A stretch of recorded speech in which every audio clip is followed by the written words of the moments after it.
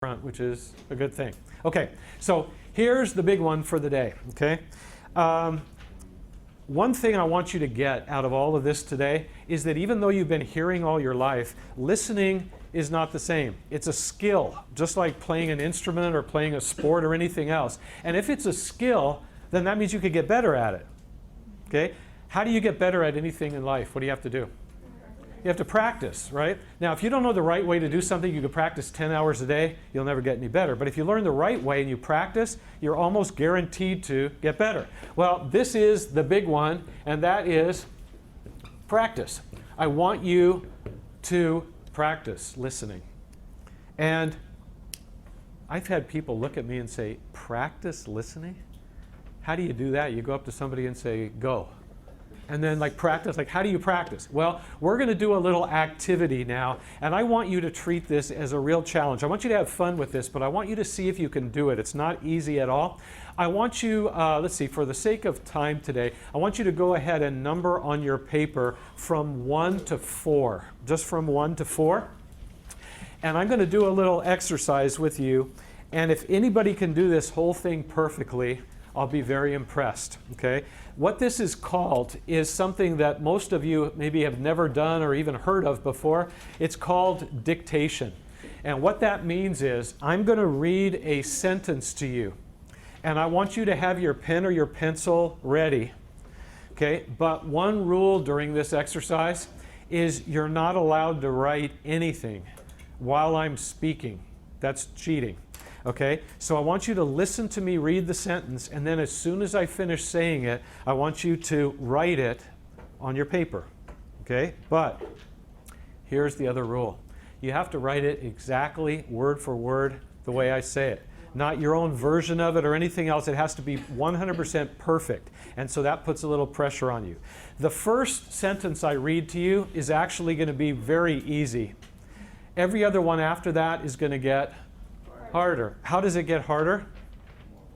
Yeah, longer, okay? So it's like I'm taking your brain and I'm trying to stretch it like a rubber band, okay? Having you hold the words in there long enough to be able to then write them down perfectly, okay? And I want to again just ask for total silence during this because it requires concentration. So here we go, and I'm going to only read it once. I can't repeat anything because it's a listening exercise. So listen first and then try to write it fairly quickly, but exactly, okay? Here's number 1. Everyone at the game wore a red shirt.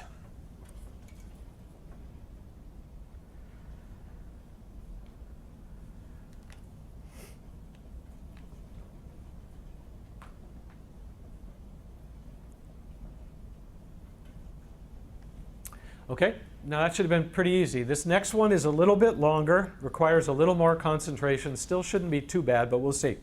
Number 2, the power went out due to a big storm last Monday morning.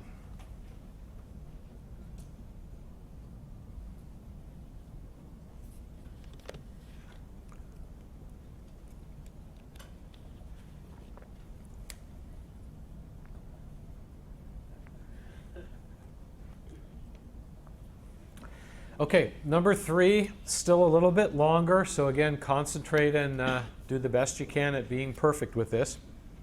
Here's number 3. He usually eats 2 soft tacos and a burrito whenever he goes to Taco Bell.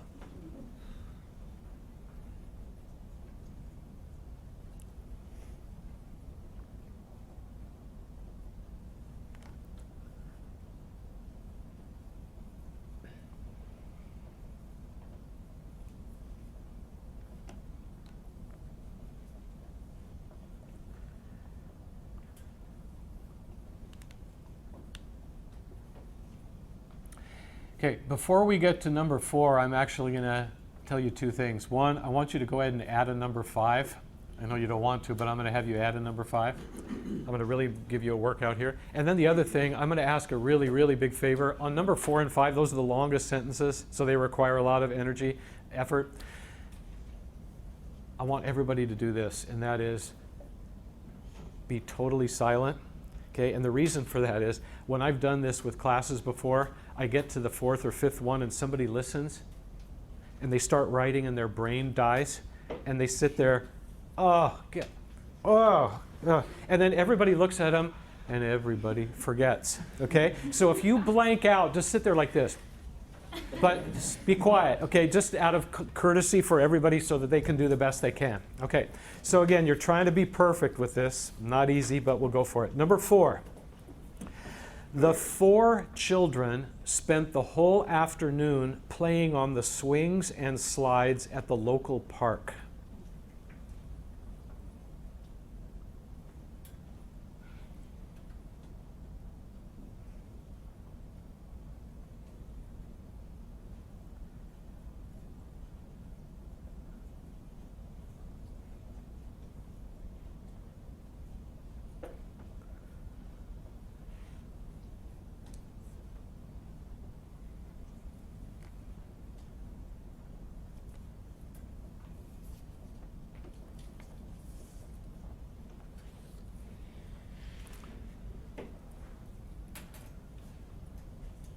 Okay, you did a good job of being quiet on that one. That's good. One more. This is the longest one. And if you're already saying, that's it, I'm out, thank you, have a good attitude toward this. Try to do the best you can. Here's number 5.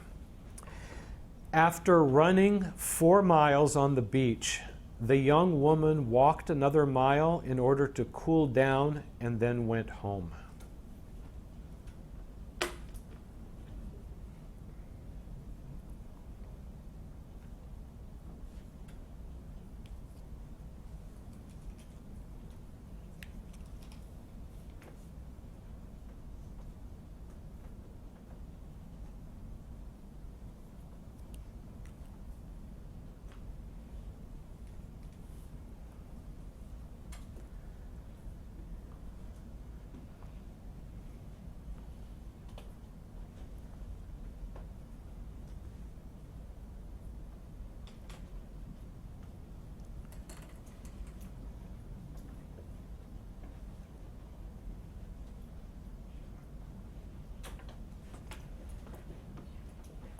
Okay. Before we go back over these so you can see how you did, I wanted to just tell you one thing. I love watching you do this. I used to do things like this on your end. It's much more fun up here. And one of the things that I usually notice, and I'm going to exaggerate it a little, sometimes by number 5, here's what a student does. They listen to me say it. It's a long sentence. And they start writing, and then they do this. And they just start creative writing. They're writing this wonderful story. It's not what I said, but they're just kind of writing. Creative writing's good, except not on this, and I'm going to tell you why in a couple minutes. So I'm going to go back and read the sentences again. I want you to look carefully at what you wrote. You have to be a hard grader on yourself, okay? So if you made one mistake, if you put instead of the, it's wrong. It's got to be exactly right, okay? So number 1, everyone at the game wore a red shirt. Number 2, the power went out due to a big storm last Monday morning. Number 3, he usually eats 2 soft tacos and a burrito whenever he goes to Taco Bell. Yes. Okay. Now, how many are still perfect, no mistakes whatsoever? Okay, we'll knock almost all of you out right here. Everybody else, just look at your creative writing and see how you do, okay? Number 4, the 4 young children. You're not supposed to say anything yet. The 4 young children spent the whole afternoon playing on the swings and slides at the local park. Okay, anybody still perfect? We got almost everybody out. Okay, now number 5. Let's see how you do on this one. Okay, after running 4 miles on the beach, the young woman walked another mile in order to cool down and then went home. Okay, now I'm going to ask you a couple of questions about this. First of all, when you are in a college class and you're trying to listen and take notes, are you normally supposed to wait for the teacher to finish saying something and then start writing it? No, if you do that, you're going to fall so far behind you'll never catch up. But here's the problem.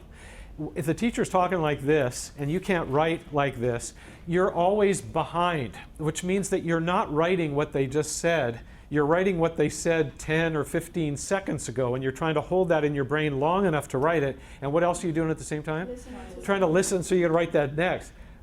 It's like juggling. It's hard to do both, okay? The reason I wanted you to wait and then write was so that you would see what I think all of you see now, and that is it's a lot harder than it seems to do that. I've had people say, I got that sentence totally right, and then I read it, and they had half of it wrong. Your mind kind of plays tricks on you. Also, when you're taking notes in classes, are you normally supposed to write word for word what the teacher says? No. Every once in a while, they'll say, write this down word for word, but usually you write it your own way. But accuracy is important, and here's why. Here's my favorite little illustration. One of these 5 sentences is very famous, and it's going to be famous for you now. I have a lot of different lists of 5 sentences that are kind of the same length as those. But a few years ago, I read the same exact sentences that I just did with you, the same 5, and at the end of the class, everybody left except one guy who came marching up to me with his notebook looking really angry, steam coming out of his ears. Never fun to see somebody approaching you looking like that. And he said something you don't really want to ever say. He walked up to me and he said, and I said, yes? And he said, you lied. And I said, excuse me? And he said, when we did that dictation exercise today, one of those sentences, you said it one way when we wrote it, and then when we corrected it, you changed it all around. And I said, no, I'm really careful to be exact because that's the whole point. He said, well, you did. And he wanted to prove me wrong. So he said, can I see your sentences? And I said, wait a minute, before you look at mine, can you tell me which sentence it is and show me what you wrote? He said, I'd be happy to because it's what you said. And so I said, which one? And he said, number 3. Now, I want you to look back at sentence number 3, whether you got it right or not. And I don't want you looking at me while I say this. I want you to look at the sentence because it'll help you appreciate it more. When he wrote down number 3, this is what he wrote. I swear it to you. He usually eats a Big Mac and fries whenever he goes to McDonald's. That's what he wrote. And he said, that's what you said. And I said, no, I didn't say that. And he said, yes. And for the rest of the semester, he sat there every time we had class. Like you and I, like he wouldn't let it go. Okay, I didn't say that. I said the same thing I did to you. Why did he write that? Yes, because he just came from McDonald's. He was going to McDonald's after class. He had McDonald's on the brain. So he heard this, and then by the time it came out, it wasn't even close. Now, one of the biggest frustrations you could have as a student is to sit there trying desperately to keep up with the teacher, and you write down what they just said, or what you thought they did. Then you take that home and you make a flashcard out of it, and you memorize it, and you got it. You go to the test, there's the question. Yes. Mark it, wrong. Because what you wrote was the wrong thing. Tests are hard enough as it is without writing the wrong information down. So the more you can hold words in your head long enough to write them down accurately, the better your notes are when you study them later. And so one last little part of this, and then we're going to get to our final one, is that I've actually had students do something that I never asked them to do before, but it's a great testimony to this, and that is they did really badly. They were out by number 2 or 3, and by number 5 they weren't even close. So they went home, I didn't ask them to do this, and they grabbed a magazine or a newspaper or a novel, anything with writing on it, even a textbook, and they went up to someone they live with and said, could you do me a favor? Could you find 3 sentences in this? 1 short, 1 medium, and 1 long. Not even 5, just 3. And could you read them to me and then wait while I write them down? So same thing we just did, except just a shorter version. It takes like 2 minutes. Well, the person said, okay, and they read them. They tried to copy them exactly. They checked, just as bad as they were in the classroom. And then they tried it again. And then a few days later, they tried it a few more times. It's almost like exercising every couple days. And after several weeks, they noticed, these are all easy. I'm able to do long sentences like number 5 with no problem at all. So they actually notice that that part of their brain is getting stronger. And it's a weird idea that you can actually improve your ability to concentrate, but this is one of the best ways to do it. So not a specific suggestion, but if you didn't do so well on this, it helps to try that. Okay, and then the last one that we're going to talk about just for a couple minutes, and I see did anybody miss the sign-in sheets? In this, okay, so go ahead and take this, and I want to take a quick look. I don't know why I'm looking. Trick it. Okay, so I will email later.